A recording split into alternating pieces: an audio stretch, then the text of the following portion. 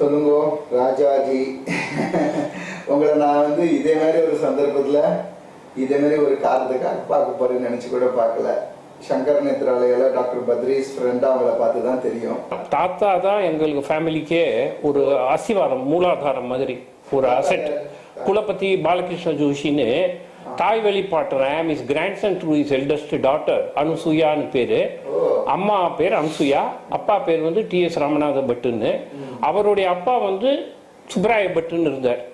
அவர் வந்து தஞ்சாவூர்ல பிறந்து வளர்ந்து எல்லாம் பண்ணி சிவகங்கையிலேருந்து தினம் காமாட்சி அம்மன் கோயிலுக்கு தீர்த்த கைங்கரியம் பண்றது, கோயில் சுத்தம் பண்றது எல்லாம் பண்ணி மெட்ராஸ் வந்து செட்டில் ஆன பிறகு எல்லா இதுக்கும் யாராவது வீட்டில் சித்தி அடைஞ்சிட்டா அதை இது தகனம் பண்ற வரைக்கும் கூட இருந்து ஹரிச்சந்திரனே பேர் வாங்கினவர்.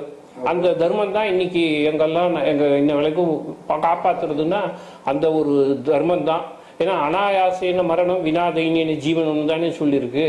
அநாத பிரேத சம்ஸ்காரம் அஸ்வமேத புண்ணியம் லப்யத்தைன்னு கூட சொல்லியிருக்கு. அந்த மாதிரி நிறைய படங்களை அவர் தகனம் பண்ணியிருக்கார். அந்த ஒரு பாக்கியம். இந்த சந்தர்ப்பத்தில் தஞ்சாவூர்னு வந்துட்ட பிறகு ஒன்று சொல்லணும். பெரியவா பங்காரு காமாட்சி கோயில் கும்பாபிஷேகத்துக்கு தஞ்சாவூர் வந்துருந்தப்போ தாத்தா அந்த கோயிலில் நிறைய கைங்கரியம் பண்ணதால, அப்பாவோட அப்பா சுப்ராய பட்டு, ஆமா, அவரு அங்க அப்பாவும் அவருடைய அப்பாவும் ரெண்டு பேரும், அப்பாவும் தாத்தாவும் ரெண்டு பேரும் அங்க போய் நின்று இருந்திருக்கா. அங்க எல்லாம் பெரிய மிராசுதார் ஜாம்பவான்கள்லாம் நின்று இருந்தப்போ ஓரமா இவ ஒதுங்கி நின்று இருக்கா. பெரியவாக்கு கைங்கரியம் பண்றதுங்கிறது பெரியவா மனசுல எப்பவும் அது தெரிஞ்சிடும். இங்க தலையில படத்துல ஒரு பூ வச்சா பெரியவா அங்க இடத்துல சொல்லுவா, நீ தான் ஏன் என்ன அலைஞ்சிட்டு இவ்வளவு தூரம் வர, நீ தான் தினம் என் படத்துக்கு ஒரு பூ வைக்கிறியே, அது முதற்கொண்டு பெரியவாக்கு அங்க தெரியும். அப்ப பெரியவா இவாளை கூப்பிட்டுக்கிட்டு அங்க இருக்கிறவாள்லாம் கூப்பிட்டு, இவாள்லாம் லட்சுமி புத்ரால்னு எங்க கம்யூனிட்டி, நாங்க குஜராத்தி கேடாவால் கம்யூனிட்டின்னு பேரு, மாத்ரு பாஷை குஜராத்தி, படிச்சது எல்லாம் வந்து தமிழ்ல படிச்சிருக்கோம். தாத்தா படிச்சது பூரா தெலுங்குல படிச்சாரு. இங்கிலீஷ்ல அவ்வளவு பாண்டித்யம். குலபதி பாலகிருஷ்ண ஜோஷிங்கிறவரு என்னோட தாய் வழி தாத்தா. அதுதான் இவா தான் எங்களுக்கு குடும்பத்துடைய. அது 300-400 வருஷத்துக்கு முன்னாடி திருநெல்வேலி வந்து அங்கேருந்து இங்க மெட்ராஸ் வந்துட்டதா சொல்றான். எங்க மூதாதையர்கள்லாம் நிறைய பெரிவா கைங்கரியம் பண்ணியிருக்கா மடத்துக்கு. அதுல முதல்ல சொல்லணும்னாக்கா, நான் வந்து 1958 இருக்கும், கிட்டத்தட்ட 6 வயசு. அப்போ பெரியவா வந்து எங்க தாய் மாமன் இப்போ இருக்கார் சிவசங்கர மேத்தான், மேயரா மெட்ராஸ்ல இருந்தவர் காங்கிரஸ்ல. அவர் வீட்டுல வந்து பெரியவா முகாமிட்டு இருந்தா. 26 நாள் இருந்தா பெரியவா அந்த வீட்டுல. அதை வந்து அவர் தாத்தா எழுதுறச்ச 26 மெமரபிள் டேஸ்ன்னு சொல்லுவார். 26 நாள் அந்த ஏகாம்பரேஸ்வரர் கோயில்னு தர்மமிதி சென்னையில் தளம்போங்கு கந்தவேலேன்னு கந்தக்கோட்டம் இருக்கு, அதுக்கு பக்கத்துல ஏகாம்பரேஸ்வரர் கோயில்னு இருக்கு. அக்ரஹாரத்திலேயே நான் சாட்சாத் அங்கேயே நான் தங்கியிருந்தது. எங்க தாய் மாமன் அம்மாவோட மாமா சிவசங்கர மேத்தான் இருந்தார் மெட்ராஸ்ல மேயரா. அவர் வீட்டுல வீடு ஒழிச்சு கொடுத்து 3 கட்டு வீடு அங்க இருந்தா. அங்கேதான் முதல் தரிசனம். இந்த தரிசனத்துல எல்லாருக்கும் முதல் தரிசனம் கிடைக்கும், எல்லாம் இருக்கும், இல்லைன்னு சொல்லல. எனக்கு ஒரு அபரிமிதமான ஒரு பாக்கியம் என்னன்னா, மாதா பிதா குரு தெய்வங்கள் எல்லாம் இங்க எனக்கு நீதான்னு முருகன் மேல ஒரு பாட்டு கூட இருக்கு. நான் முதல்ல தரிசனம் பண்றப்போ பெரியவா அந்த கட்டில உட்காந்துருக்க, இன்னைக்கு அந்த இடத்த காட்ட முடியும். தாத்தா பக்கத்துல நின்றுட்டு இருந்தா, நான் எங்க அப்பா அம்மா நின்று 3 பேரும் போய் தரிசனம் பண்ணோம்.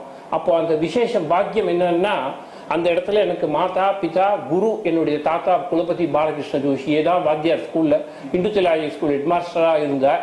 பெரியவா தெய்வம், குலதெய்வம். எங்களுக்கு வேற அந்நிய தெய்வம் தெரியாது, எல்லாமே பெரியவா தான், மூச்சு எல்லாமே பெரியவா தான். ஸோ அந்த பாக்கியம் எனக்கு கிடைச்சிது. அப்போ பெரியவா என்ன பண்ணா, ஸ்லோகம் சொல்லுங்க அப்படின்னு சொன்னா போல இருக்கு. இந்த சின்ன குழந்தையா இருந்து ஞாபகம் இருக்கு ஸ்லோகம் சொன்னது, அது எப்படி வந்ததுன்னு தெரியல. நானும் என் அண்ணாவுமா சேர்ந்து வந்தே சம்பூமாபதிம் சுரகுரும் வந்தே ஜெகத் காரணம் வந்தே பன்னகபூஷணம் மிருகதரம் வந்தே பசூனாம் பதிம் வந்தே சூரிய சசாங்க வன்னிநயனம் வந்தே முகுந்த பிரியம் வந்தே பக்தஜனாஞ்சயம் சவரதம் வந்தே சிவம் சங்கரம் அப்படின்ற ஸ்லோகத்தை நாங்க சொன்னோம். அம்மா அப்பா சொன்னா, தாத்தா சொன்னா, பெரியவாவும் கூட சொன்னா. அந்த ஒரு பாக்கியம் எனக்கு 58ல் கிடைச்சிது. அப்போ பெரியவா அந்த வீட்டில் இருக்கிறச்ச தாத்தா 26 நாளும் காலையில் 4 மணிக்கு எழுந்து போய் ராத்திரி 12 மணிக்கு அந்த பெரிய கதவு மூடுற வரைக்கும் இருந்து பெரியவா கைங்கரியம் பண்ணியிருக்கா. அந்த காலத்தில் வந்து ரொம்ப கஷ்டம் படத்துக்கு. ஒரு நாளைக்கு 1001 rupees வைப்பாள் அந்த காலத்திலேயே தாத்தா. அங்கே எவ்வளோ மிரக்கல்ஸ் பண்ணியிருக்கா பெரியவான்னு தாத்தா சொல்லி கேட்டிருக்கேன். எனக்கு அந்த பீரியட்ல தான் உபநயனமும் நடந்தது. அந்த 26 நாள்ல அன்னைக்கு ராத்திரி ஊர்வலம் குதிரை மேல நானும் எங்க அண்ணாவும் ஊர்வலம் வந்தப்போ எங்க ஊர்வலம் போடுவோம். இது பண்ணி சிங்காரிச்சு குதிரை மேல உட்காந்து நான் சின்ன கழுது பயந்துட்டு சின்ன கழுது மேல ஒரு குதிரை கழுத மாதிரி ஒரு குதிரையில உட்காந்து போனேன். அப்போ பெரியவா ஜன்னல்ல எங்க மாமா வீட்டுல இருந்து பார்த்ததா அப்பா இன்னைக்கும் சொல்லுவா. அப்பா இருக்கிற பரியந்தம் அந்த காட்சியை பார்த்தா அவ அனுகிரகத்துலதான் உபநயனமே நடந்தது. அந்த உபநயனம் நடந்து முடிஞ்ச பிறகு அந்த வீட்டுல வந்து அந்த சிவசங்கர மேத்தான் மாமா சொன்னேன் அவளுக்கு ஒரு அக்கா இருந்தா தனலட்சுமின்னு. அவளுக்கு ரொம்ப நாளா குழந்தை கிடையாது. லேட்டா குழந்தை பிறந்தது. பிறந்தும் கொஞ்சம் பேசல அந்த குழந்தை. ராஜ்குமார்னு பேர் அந்த பையனுக்கு. அப்போ பெரியவாட்ட போய் விஞ்ஞாபனம் பண்ணிருக்கா பேச மாட்டேங்கிறானேன்னு. மூக்க பஞ்சதசின்னு ஏதோ ஒரு ஸ்லோகம் இருக்கு, அது பண்டிதர்கள் எல்லாம் வச்சு நீ பாராயணம் பண்ணு, அவ சன்மானம் கொடு, குழந்தை பேசுவான்னு சொன்னா. அவ தடபுடலா அதை ஏற்பாடு பண்ணி அந்த மூக்க பஞ்சதசியை பாராயணம் பண்ண சொல்லி இன்னைக்கு அந்த பையன் பேசிட்டு நல்லா தான் இருக்கான். அதே வீட்டில் வசந்தான்னு ஒரு பொண்ணு, சின்ன பொண்ணு, தெலுங்கான்னு நினைக்கிறேன். அவ அந்த பொண்ணுக்கு யாருமே இல்லை போல இருக்கு. அனாதை அந்த பொண்ணு வந்து பெரியவாட்ட கதறி அழுதுருக்கா, எனக்கு யாருமே இல்லை அசீலம் அப்படின்னு. இன்னைக்கு சாயங்காலத்துக்குள்ளே உனக்கு வந்து ஒரு புகலிடம் கிடைக்கும் அப்படின்னு சொன்னா. அது என்ன ஆச்சுன்னா ரமணேஷ் ஸ்ட்ரீட்னு அங்கே பக்கத்தில் இருக்கு. அங்கே தான் நாங்கள் குடியிருந்தோம். அதே வீட்டில் நரசிம்மன்னு தாராப்பூரில் ஒர்க் பண்ணியிருந்தவர் அந்த குழந்தைய அன்னைக்கே எடுத்து வளர்த்து நாங்கள் பார்த்துருக்கோம். அந்த ஐகிரி நிதிக்கெல்லாம் சொல்லி அந்த குழந்தை கல்யாணம் ஆகி இப்போ எங்கே இருக்கான்னு தெரியாது, க்ஷேமா இருப்பா. அது பெரியவா அனுகிரகம் பண்ண அந்த வீட்டில். அங்கே ஒரு நாள் தாத்தா சொல்லும்போது நிறைய இது பண்ணுவாள். ஒரு நாள் பெரியவா கோவம் வந்ததுன்னா தாத்தா, இது சொல்லலாமா தெரியல, பட்டு அந்த முத்தத்தில் நின்று இருந்தப்போ யாரோ ஏதோ பெசகு பண்ணிட்டு இருக்கா போல இருக்கு. பெரியவா கோவம் வந்துடுத்தான். ஜாவ் வெல்லு சலோ கோ போ அப்படின்னு 16 பாஷையில கத்தினாராம். தாத்தா நடுங்கிட்டு அப்படியே நின்று இருக்காரு. என்ன திரும்பி என்ன பண்ணுவாரோ அப்படின்ட்டு. உடனே ஜோஷி நீக்கு உனக்கு இந்த மாதிரி கோவம் வருமா அப்படின்னு கேட்டு அடுத்த க்ஷணம் ஒரு குழந்தை மாதிரி மாறிட்டா பெரியவான்னு சொல்லி தாத்தா சந்தோஷப்படுவா. அவர் கொல்லமாலா இன்பம் வெள்ளம் பெரியவா, கொல்ல குறைவிலன் பெரியவா. அந்த இது எனக்கு உபநயனம் நடந்து எல்லாம் ஆன பிறகு 57, 58 வானகரம் வழியா பெரியவா வந்து காரம்பாக்கம்னு ஒரு ஊர் இருக்கு. போரூருக்கும் குன்னத்தூர் ஜங்ஷன்ல காரம்பாக்கம்னு அங்க பிராமண தெருன்னு ஒண்ணு இருக்கு. அங்கே எங்களுக்கு ஒரு வீடு இருந்தது. அந்த வீட்டுக்கு பக்கத்துல ராமகிருஷ்ண பந்துலுன்னு ஒருத்தர் பைலட்டா இருந்தார். அவரே நேரா என்னிட்ட சொல்லி நான் கேட்டிருக்கேன். அப்போ நான் 6 வயசு. அப்போ எங்க வீட்டுக்கு பக்கத்துல இருந்த வீட்டுக்கு பெரியவா தகவல் சொல்லி அனுப்புறா, வானகரத்திலிருந்து உங்க வீட்டுக்கு நான் வரேன் அப்படின்னு சொல்லி அனுப்பிச்சிருக்கா. அவர் கையில காசு கிடையாது, ஒன்றும் கிடையாது, என்ன பண்றதுன்னே தெரியல. வீட்டில் வந்து ஒய்ஃப்ட்ட சொல்லி இந்த மாதிரி பெரியவா வரேன்னு உத்தரவாயிருக்கு, நம்மள்கிட்ட காசு இல்லையே என்ன பண்றது அப்படின்னு சொல்லி சஞ்சலப்பட்டு இருக்கும்போது யாரோ ஒரு பையன் வந்து கதவை தட்டியிருக்கான். தட்டி அவர் மில்லெல்லாம் வச்சிருந்தார், ரைஸ் மில்லாம் வச்சிருந்தார். அப்போ எப்போ ரொம்ப வருஷத்துக்கு முன்னாடி யார்கிட்டயோ கொடுத்த பணம் 1000 ரூபாய் ரைஸ்க்கு கொடுக்கலன்னு சொல்லிட்டு எடுத்துட்டு வந்து 1000 ரூபாய் கையில கொடுத்துட்டான். அதை வச்சுட்டு பெரியவாவுக்கு பூர்ண கும்பம் சிகையெல்லாம் வச்சு பூர்ண கும்பம் வச்சு ஒரு நாள் பெரியவா அந்த வீட்டில் தங்கும்போது எங்க வீட்லயும் வந்து பெரியவா பாதம் படணும்னு தாத்தா அம்மா அப்பா போய் சொன்ன உடனே காரம்பாக்கத்துல எங்க வீட்டுக்கு வந்து பெரியவா உட்காந்துட்டு புறப்பட்டு போகிறதுக்கு முன்னாடி நாங்கெல்லாம் நமஸ்காரம் பண்ணோம், ஆசீர்வாதம் பண்ணிட்டு அந்த கடத்துலேருந்து தண்ணி எடுத்து சம்பங்கி கொடை சம்பங்கின்னு வீட்டில் வாசல்ல மரம் இருக்கு, செடி ஒன்று, அதுக்கு தண்ணி அப்படி ஊற்றிட்டு க்ஷேமா இருங்கோ அப்படின்னு சொல்லிட்டு பெரியவா புறப்பட்டு போயிட்டா. அது இன்னைக்கும் மறக்கவே முடியாது. அந்த இடம் கூட நம்மளால இன்னைக்கும் அதை காமிக்க முடியும். அப்படி பெரியவா அந்த வீட்டில் அனுகிரகம் பண்ணா. அதுக்கப்புறம் வந்து வானகரத்துல பெரியவா கேம்ப் இருந்தப்போ நாங்கள் தினம் லீவ்ல வரப்புல நடந்து போவோம் தினம். அப்போ அந்த ராமநவமி அந்த ஈவ் அப்போ பெரியவா வந்து டைம் பீஸ் ஒன்று வச்சுட்டு. அப்பெல்லாம் நீங்க வந்து ஸ்கூல்ல படிச்சிருந்தோம். இந்துத்துலா ஸ்கூல்ல தான் படிச்சுட்டு இருந்தோம். அங்கே அந்த டைம் பீஸை வச்சுட்டு 15 நிமிஷம் பெரியவாவும் கூட உட்காந்து ராமநாமம் சொல்லுவோம். நாங்கெல்லாம் ராமநாமம் சொல்லுவோம். அங்கே வீட்டில் எதிரெல்லாம் வந்து மகிழம் பூ, கொடை சம்பங்கின்னு இருக்கும். இதெல்லாம் கோத்து எடுத்துட்டு போய் பெரியவா கொடுப்போம். அதை அங்கீகாரம் பண்ணிக்குவா பெரியவா. அப்படி எத்தனையோ நாள் அந்த தரிசன பாக்கியம் வானகரத்தில் கிடைச்சிருக்கு. அதுக்கப்புறம் எனக்கு அடுத்தது வந்து உத்தியோகத்துக்கு என்னன்னா பிகாம் படிச்சுட்டு கொஞ்சம் ஒரு பேப்பர் ஆல்மோஸ்ட் ஒன்றுமே இல்லை. போய் பெரியவாட்ட எப்படி கேட்கறதுன்னு சங்கோச்சமா இருந்தது. ஆனாலும் உள்ளுக்குள்ள ஒரு பயமா இருந்தது. மனசுல ஒரு தைரியத்தை வளவடிச்சுட்டு நேரா தேனம்பாக்கத்துக்கு போனேன். கிணத்தாண்டே பெரியவா இருந்தா. எல்லாரும் இந்த பக்கம் நின்றுந்தா நான் அந்த பக்கம் நின்றுந்தேன். என்கிட்ட வந்தார் நேராக பெரியவா. நான் முதலே பஸ்ஸில் பிளான் பண்ணிட்டு போனேன். பாஸ் பண்ணுவேன்னா ஃபெயில் ஆவேன்னா கேட்கக்கூடாது பெரியவாட்ட, நல்லா இருக்காது அப்படின்னு சொல்லிட்டு வேற விதமாக கேட்கணுன்ட்டு ஒரு மனசில் ஒரு தீர்மானம் பண்ணிட்டு போனேன். போயிட்டு ட்ரிக்கு பண்ணிட்டு போனேன். நிறைய தடவை பெரியவாட்ட போகும்போது இதை கேட்கணும் அதை கேட்கணும் போவோம், ஒன்றும் கேட்க முடியாது, திரும்பி தான் வருவோம். அந்த மாதிரி பண்ணி விட்டுடுவோம், பிளாக் ஆகிடுவோம் நம்ம. அப்போ கேட்டேன், வேலைக்கு போட்டுமா மேலே படிக்கட்டுமான்னு கேட்டேன். அதுலேயே அர்த்தம் வந்துடுவோம் அப்படின்ட்டு, வேலைக்கு போ அப்படின்ட்டு. நான் பாஸுன்னு சொல்லிட்டேன். நான் பாஸும் ஆகிட்டு பேங்க்ல வேலையும் கிடைச்சிது, பேங்க்ல உத்தியோகத்தில் இருந்தேன். அப்போது கல்யாணத்துக்குன்னு அப்போல்லாம் வந்து நிறைய ஜாதகம் எல்லாம் வச்சு பார்த்து அந்த பொண்ணு இந்த பொண்ணுன்னு எல்லாம் பார்த்துட்டு இருந்தப்போ, இப்போ எனக்கு பத்னியாக இருக்கிற பிரேம்குமாரிங்கிற பெண் ஜாதகம் வந்திருக்கு.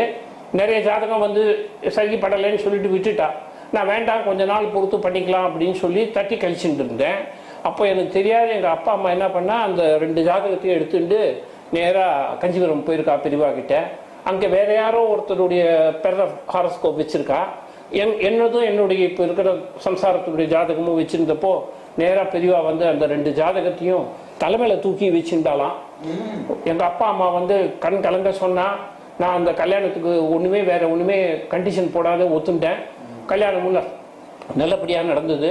ஒரு பையன் பிறந்தான், சந்திரசேகர்னு. பெரியவா நாமத்தை தவிர்த்து வேற என்ன வைக்க முடியும்? சந்திரசேகர்னு நாமகரணம் பண்ணினோம். அந்த குழந்தைக்கு என்ன ஆச்சுன்னா, சின்ன வயசுலேருந்து மலம் போகும்போது பிளட்டு சேர்ந்து வரும். ஆமாம், மலத்திலேயே பிளட்டு சேர்ந்து வரும். குழந்தையா இருக்கும்போது, ஆமாம், சின்ன குழந்தையா இருக்கும்போதே வந்துட்டே இருந்தது, ரொம்ப நாளாக வரும். நாங்கள் அந்த குழந்தைய வந்து பயமுறுத்தக்கூடாதுன்னு சொல்லிட்டு தக்காளி தாண்டா வருது நீ சாப்பிட்டது அப்படின்னு சொல்லி இது பண்ணிட்டு, பார்க்காத வைத்தியம் கிடையாது. பாலகோபால ராஜு, சந்தான கிருஷ்ணன், அந்த மாதிரி பெரிய பெரிய சைல்ட் ஸ்பெஷலிஸ்ட் எல்லாரையும் பார்த்தோம். செக்மா தெரபின்னு ஒன்று பண்ணணும்னு சந்தான கோபாலகிருஷ்ணன் சொல்லிட்டாரு. அம்மாட்ட சொன்னேன். அம்மாவும் சொன்னா, நான் இருக்கிற வரைக்கும் நீ அந்த குழந்தை கை கட்டி வைக்கக்கூடாது அப்படின்னு சொல்லிட்டா அம்மா. அப்போ இதுக்கு எப்படி இது தீர்வு எப்படி காண்றது அப்படின்னு சொல்லி நான் பெரியவாட்ட நிறைய தரம் சொல்லியிருக்கேன். நான் பெரியவா நிறைய தரம் கேட்டிருக்கா. மலத்துல போதா கலந்து போதா எல்லாம் கேட்பா பெரியவா. ஆமா. அப்புறம் தாத்தா ஒரு நாள் கஞ்சிவரம் போறேன்றப்போ தாத்தாட்ட போய் சொன்னேன், இந்த மாதிரி அம்மா ஆபரேஷனும் பண்ணக்கூடாதுங்கிறா. பாலகிருஷ்ண ஜோஷி தான், குலபதி பாலகிருஷ்ண ஜோஷி தான். அவரு போய் இந்த மாதிரி நீ சொல்லு, போய் பெரியவாட்டி சொல்லி இந்த குழந்தைக்கு இந்த ரத்தம் வர்றது நிக்கணும் தாத்தா, கஷ்டப்படுறான் அந்த குழந்தை, ஆனா வலியிலையும் ஒண்ணும் இல்லை, இன்டர்னல் ஃபிஷர்ஸுங்கிறார் ஒரு டாக்டர் அதுங்கிறார் இதுங்கிறார், எத்தனை நாள் இந்த மாதிரி இருக்கிறது அப்படின்னு. மறுநாள் பெரியவாட்ட தாத்தா போயிருக்கா.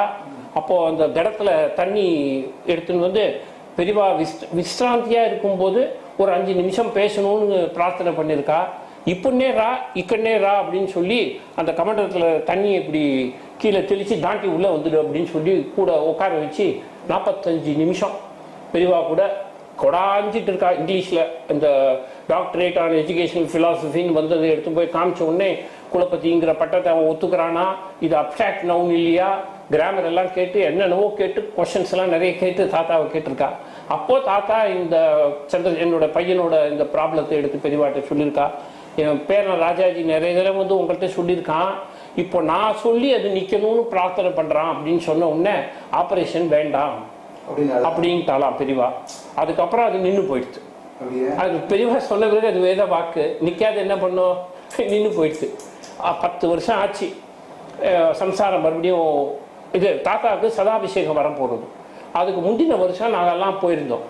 எல்லாம் நின்று பெரியவாட்ட பேசிட்டு இருந்தப்போ ஒரு படம், பரிவட்டம் கட்டின படம், பெரியவா பரிவட்டம் போட்ட படம் அது. அந்த பரிவட்டம் போட்ட படத்தை வந்து நான் எடுத்துன்னு போயிருந்தேன். எடுத்துன்னு போய் பெரியவாட்ட, எங்க வீட்டில் இருக்கிற முக்காவாசி எல்லா படமும் பெரியவா பார்த்து அனுகிரகம் பண்ணி கொடுத்த படம் தான். அது இல்லைன்னா உள்ளே வராது, என்ட்ரன்ஸ் ஆகாது அது வீட்டில். அந்த மாதிரி ஒரு பரிவட்டம் கட்டின படம் ஒன்று, அதை எடுத்துன்னு போயிருந்தேன். அதை பெரியவா பார்த்துட்டு இந்த இவங்க முதல்ல எடுத்துன்னு போய் காமிக்க மாட்டேன்னு சொன்னாங்க. அப்புறம் பெரியவா கொண்டு வான்னு சொன்ன உடனே கஞ்சிபுரத்தில் மடத்தில் அந்த படம் எடுத்துன்னு போய் கிட்ட எடுத்துன்னு வந்து காமிச்ச உடனே இப்படி கொண்டு வா அப்படி கொண்டு வா அப்படின்னு சொல்லிட்டு என்னை கேட்டார். இது எந்த ஊர்ல கொடுத்த பரிவட்டம் அப்படின்னு கேட்டார். நான் சொன்னேன் எனக்கு தெரியாது பெரியவா, போட்டோ எனக்கு கிடைச்சது, நீங்க பார்த்து அனுகிரகம் பண்ணி கொடுக்கணும்னு எடுத்துட்டு வந்திருக்கேன், எப்படி எனக்கு எங்க கொடுத்தது எனக்கு தெரியாதுன்னு. உடனே பெரியவா திருவொற்றியூர்ல கொடுத்தது அப்படின்னு சொன்னா இந்த பரிவட்டத்தை. ஆமா, திருவொற்றியூர்ல கொடுத்ததுன்னு சொன்னா. அப்போ தாத்தாவுக்கு சதாபிஷேகம் அடுத்த வருஷம் நடக்க போறதுங்கிறத நாங்க விஞ்ஞாபனம் பண்ணோம். நாங்க ஃபுல்லா குடும்பம் எல்லாருமே போயிருந்தோம், கும்பலா எல்லாருக்கும் அனுகிரகம் பண்ணா. அப்போ நான் சொன்னேன் பெரியவா அனுகிரகத்துல பெரியவா பாதத்திலே நடக்கணும் அப்படின்னு உடனே இங்கேயே பண்ணிக்கலாம் அப்படின்னு சொல்லிட்டா, சதாபிஷேகம் மடத்திலே பண்ணிக்கலாம் அப்படின்னு சொல்லிட்டா. நீங்க எல்லா பேரம் பேத்தி எல்லாருமா சேர்ந்து அவனுக்கு ஆரத்தி பண்ணணும்னு சொன்னா. இது நடந்தது. அப்புறம் சதாபிஷேகம் நல்லபடியா நடந்தது. பெரியவாவே இருந்து காமாட்சி அம்மன் கோயில்ல சதாபிஷேகம் பண்ணி பெரியவா அன்னைக்கு உள்ள படுத்துட்டு இருந்தா. மாங்குடி வைத்தாதான் கூட இருந்தாரு. தாத்தாவை கேட்டார் என்ன வேணும்னு. நான் தினம் மானசீகமா உங்க பாதத்துக்கு பூஜை பண்றேன் அப்படின்னா. இன்னைக்கு நேரா பண்ணு அப்படின்னு பாரிஜாதம் பூ கையில கொடுத்தா. பெரியவா கொடுத்த உடனே எடுத்து நான் கையில கொடுத்தேன். அதை தாத்தா பெரியவா பாதத்துல பாதம், அது மலர் பாதம், அதுல அப்படியே சேர்த்த. பெரியவாளுடைய ஆக்சுவல் பாதத்துக்கே பூஜை பண்ணா தாத்தா. சேர் போட்டு உட்கார வச்சா தாத்தாவை. சேர் போட்டு உட்கார வச்சு நீ இன்னைக்கு நேரா பண்ணு அப்படின்னார். அன்னைக்கு மந்திராட்சதை எடுத்து தலைமையில போட்டார். சதாபிஷேகம்னு சொல்ற அன்னைக்கு பெரியவா கேட்டா இந்த சதாபிஷேகம் விவரணத்தை சொல்லிட்டு நான் என் ரெண்டாவது குழந்தை எப்படி பிறந்ததுங்கிறத உங்களுக்கு தெரிவிக்கிறேன். அந்த சதாபிஷேகம் நடந்த அன்னைக்கு கங்கை பெரிசா சொம்புல தாத்தா எடுத்துன்னு வந்திருந்தார். வஸ்திரம் எடுத்துன்னு வந்திருந்தார். அப்புறம் இந்த பாதத்துக்கு போடுறதுக்கு வெட்டி வேர்லயே பாதுகை பண்ணி கொண்டு வந்திருந்தார். கங்கையை தூக்கி தலைமையில வச்சாங்க. வஸ்திரத்தை இங்க மார்ல போட்டாங்க. பாதுகையை எடுத்து காலில் பெரியவா பாதத்தில் சமர்ப்பிச்சாங்க. மூணுத்தையும் அங்கீகாரம் பண்ணிட்டு ஒரு ஷால்வை ஸ்பட்டிக மாலை எல்லாம் எடுத்து தாத்தாவுக்கு ஆசீர்வாதம் பண்ணி போட்டு அனுப்பிச்சாரு. அது நடந்தது. எதுவுமே வருஷம் தேதி எதுவுமே ஞாபகம் இல்லை. பெரியவா ஞாபகம் இருக்கு, அவர் பண்ணது ஞாபகம் இருக்கு, அவ்வளவுதான். அதுக்கு மேல சதாபிஷேகம் அது இது. அப்ப இந்த முதல் வருஷம் சதாபிஷேகம் அடுத்த வருஷம்னு சொல்றப்போ எங்க அம்மா ஒரு ப்ரப்போசல் பெரியவாட்ட ஒரு பெட்டிஷன் போட்டா. என்னன்னா நாங்க 5 பசங்க, 4 பையன் ஒரு பொண்ணு. நான் ரெண்டாவது அம்மாக்கு. எனக்கு அடுத்தது ஒரு தம்பி இருக்கான். எங்க எல்லாருக்குமே பையன் உண்டு, அவனுக்கு பையன் கிடையாது, ஒரே பொண்ணு. அம்மா பெரியவாட்ட கேட்டா இந்த மாதிரி என்னுடைய 3வது பையனுக்கு 2வதா பொண்ணு வேணும் அப்படின்னு கேட்டா. பொண்ணு வேணும், பொண்ணு இருக்கு, பையன் வேணும்னு கேட்டா. பையன் வேணும்னு கேட்டா. அப்போ பெரியவா ஒரு 2வது பையனுக்கா அப்படின்னா. அம்மா 3வது பையனுக்கு 2வது பையன் வேணும் அப்படின்னு கேட்டா. 2வது பையனுக்கா அப்படின்னா. எங்களுக்கு அது விவரம் அப்போ ஒன்றும் தோணலை, புரியல. நாங்க கிளம்பி வந்துட்டோம். வந்து பார்த்தா எனக்கு ஐஸ்வர்யான்னு ஒரு பொண்ணு, என் பொண்டாட்டி மாசம் ஆயிருந்தது. என்ன பண்றதுன்னு தெரியல. நேரா கஞ்சிபுரத்துக்கு போனேன். மங்களேஸ்வரர் கோயில்னு இப்போ பெரியவா அந்த இடத்துல அனுஷ்டானம் பண்ணிட்டு குளத்தங்கரையில் உட்காந்துருந்தா. யாரும் கிடையாது. நான், என் சம்சாரம், பாலு. இப்போ சீமடம் பாலு இருந்தார். 3 பேர் தான் இருந்தா. பெரியவா இந்த குளத்துல ஸ்நானம் பண்ணிட்டு அனுஷ்டானம் பண்ணிட்டு அப்படியே நின்றுட்டு இருந்தா, உட்காந்துருந்தா. நான் கிட்ட போய் நமஸ்காரம் பண்ணோம் 2 பேரும். அப்படி கையை தூக்கி காமிச்சு இருக்கட்டும் அப்படின்ட்டா. அப்புறம் நமக்கு வியாக்குலம் தெரியல, இந்த மாதிரி இருக்குன்னு மறுபடியும் கையை தூக்கி காமிச்சு ஆசீர்வாதம் பண்ணா. அப்படி பிறந்த குழந்தை தான் 2வது பொண்ணு ஐஸ்வர்யான்னு. இப்போ சிஏ முடிச்சுட்டு MBA பண்ணிட்டு இருக்கா கிரேட் லேக்ஸ்ல. அப்படி 2வது அன்னைக்கு பெரியவா சொன்னது 2வது பையனுக்காங்கிறது அம்மா அப்புறம் சொல்றா. அன்னைக்கு கேட்டா இல்லையா பெரியவா, நமக்கு தோணலை பாத்தியா, இப்போ உனக்கு பொண்ணு பிறந்திருக்கு அப்படி 2வதா அப்படி மாத்திட்டா பெரியவா. அதை ஷிஃப்ட் பண்ணிட்டா. அவனுக்கு இன்னும் பையன் பிறக்கல அந்த தம்பிக்கு. அது இல்லைங்கிறதே சூஷ்மமா பெரியவா சொல்லுவா. எப்பவுமே எதுவுமே பெரியவா அப்படியே அப்பட்டமா பேச மாட்டா, சூஷ்மமா சொல்லுவா. நம்மளால புரிஞ்சுக்கிற சக்தி நமக்கு இருக்காது. இது நடந்தது. சதாபிஷேகம் ஆச்சு. இதுக்கு மேல எங்க தாயார் தகப்பனாருக்கு சசிப்த பூர்த்தி வந்தது. வருஷம் ஞாபகம் இல்லை, சசிப்த பூர்த்தி வந்தது. என்ன பண்றதுன்னு ஒரே இது அப்பாவுக்கு ஒரு மனசுல ஒரு இது என்னன்னா, இத்தனை நாள் நம்ம சம்பாதிச்சுட்டு ஒரு சசிப்த பூர்த்தி பண்ணிட்டு 2 ரூபாய் கொடுத்து எல்லாத்தையும் வாங்கிட்டு இதெல்லாம் வேண்டாம், பேசாம விட்டுலாம் அப்படின்னா. நான் சொன்னேன் இது பசங்களோட கடமை. சசிப்த பூர்த்திங்கிறது நம்ம வைதிகமா என்ன பண்ணணுமோ அதை பண்ணிக்கலாம். வேற இந்த சாப்பாடு டின்னர் இதெல்லாம் ஒன்றும் பண்ண வேண்டாம். எதுவாக இருந்தாலும் கொஞ்ச நேரம் இருங்கன்னு சொல்லிட்டு நேராக ராமநாதர் கடைக்கு போய் ஒரு சவரன் பவுனை வாங்கி கொடுத்து எடுத்துட்டு போய் பெரியவாட்டை கேளுங்க, அவள் காலடியில் நம்ம பண்ணிக்கலான்னு நான் இங்கே சொல்லி அவளை பஸ் ஏற்றி விட்டு அனுப்பிச்சிட்டேன். 2 பேரும் கஞ்சிபுரம் போயிருக்காங்க. பெரியவா உட்காந்துருந்துருக்கா. அப்போ வந்து இந்த காரம்பாக்கம்னு சொன்னேன் இல்லையா, அங்கே போரூர்ல எங்களுக்கு லேண்ட் இருந்தது. அந்த லேண்ட்ல அப்பாவுக்கு வந்து பூமி தானம் ஒன்று பண்ணணும்னு ஆசை. கோதானம் பண்ணியிருக்கா அப்பா, மாங்கல்ய தானம் பண்ணியிருக்கா மடத்துல காமாட்சி அம்மன் கழுத்துல 44வது உருப்படியாக இன்னும் இருக்கு அந்த மாங்கல்யம். பெரியவாக்கு பவள விழான்னு சொல்லிட்டு அதுல பவளம் கோத்து கருகுமணி கோத்து பெரியவாவே அங்கீகாரம் பண்ணி கர்னூல்ல அதை ஜெயேந்திரத்தை கொடுத்து சாத்த சொன்னா, அது இப்போ ஸ்ரீமடத்துல காமாட்சி அம்மன் கழுத்து அலங்காரம் பண்ணிட்டு இருக்கும்னு நினைக்கிறேன். அது அந்த ஒரு மாங்கல்யம் பண்ணி கொடுத்தோம். வஸ்திரம் எல்லாம் பண்ணி கொடுக்கணும்னு அப்பாவுக்கு ஆசை, பூமி தானம் பண்ணணுன்றது ஆசை. இதையும் இந்த சவரனையும் எடுத்துட்டு போய் பெரியவாட்டை காமிச்ச உடனே அந்த சவரனை கையில கொண்டு வர சொல்லி, கிட்ட கொண்டு வர சொல்லி தன்னுடைய 2 பாதத்துல எடுத்து வச்சுட்டா. ஏன்னா நான் காலடியில பண்ணணும்னு சொன்னதால சிம்பாலிக்கா அந்த பாதத்துல எடுத்து வச்சுட்டா. அப்புறம் அப்பாவும் அம்மாவும் சொன்னாலாம், இந்த மாதிரி நாங்கள் வந்து பூமி நிலம் வந்து கிரயம் பண்ணி பெரியவா கொடுக்கணும், அன்னைக்கு பெரியவா தான் நடத்தி வைக்கணும் இந்த சசிப்த பூர்த்தினாக்கா. அந்த லேண்டை பற்றி சொன்ன உடனே நான் அங்கீகாரம் செய்து கொள்கிறேன், எனக்கு ஆட்சேபணம் இல்லை, இந்த மாதிரி எல்லாம் பெரிய லீகல் டேர்ம்ஸ் எல்லாம் போட்டா பெரியவா. அன்னைக்கு இங்கேயே காலடியிலே பண்ணிக்கோ அப்படின்னு சொல்லிட்டா. அந்த நாளும் வந்தது. எல்லா சௌபாகிய திரவியங்கள் எல்லாத்தையும் எடுத்துட்டு நாங்கள் எல்லா சொந்த பந்து மித்திரர்களோட கஞ்சிபுரத்துக்கு போனோம். என்ன பண்றதுன்னு தோணலை ஒன்றும்.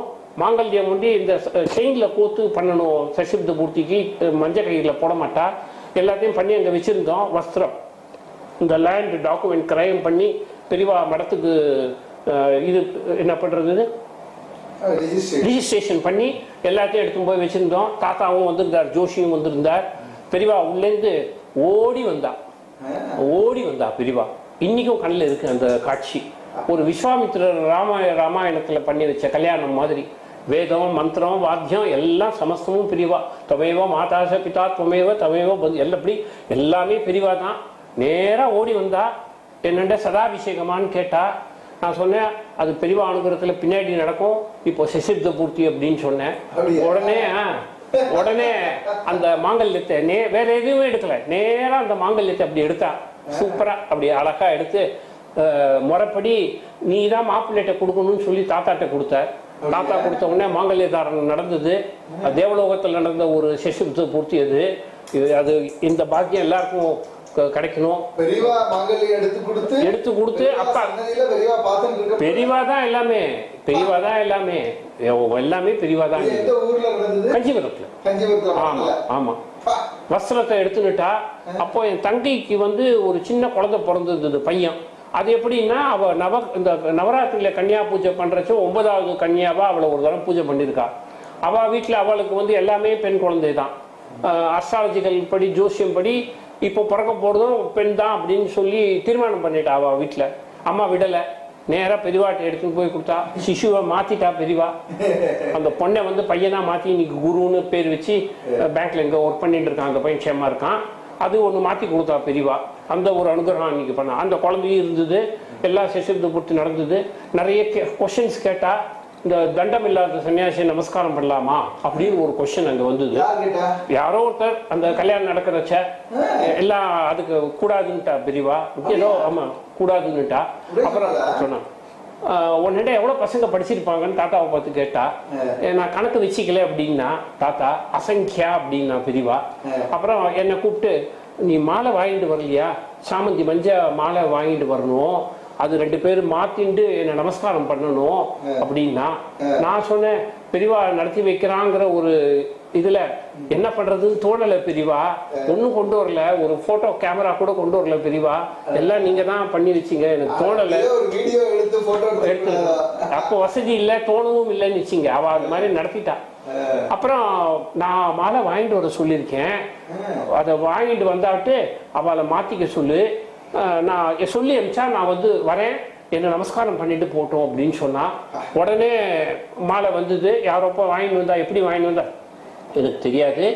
அதை எடுத்துன்னு வந்து பெரியவாட்டை கொடுத்து 2 பேரும் மாலை மாற்றணும். மறுபடியும் சொல்லும் வண்ணம் செய்யும் பிரான் பெரியவா எடுத்துன்னு வந்தா. அந்த மாலையை 2 பேரும் மாத்திட்டு அதை பெரியவா தரிசனம் பண்ணிட்டு போனோடனே எல்லாரையும் அந்த பக்கம் அனுப்பிச்சிட்டு என்னை தனியா ஒரு இடத்துக்கு, அந்த இடம்லாம் கூட ஞாபகம் இல்லை, கூப்பிட்டு கிட்ட வந்து தண்டத்தை பிடிச்சி தன்னுடைய ஓன் அந்த பினைன் ஸ்மைலோட அப்படி கீழே உட்காந்துட்டு அடுக்கடுக்கா கொஷின்ஸ்.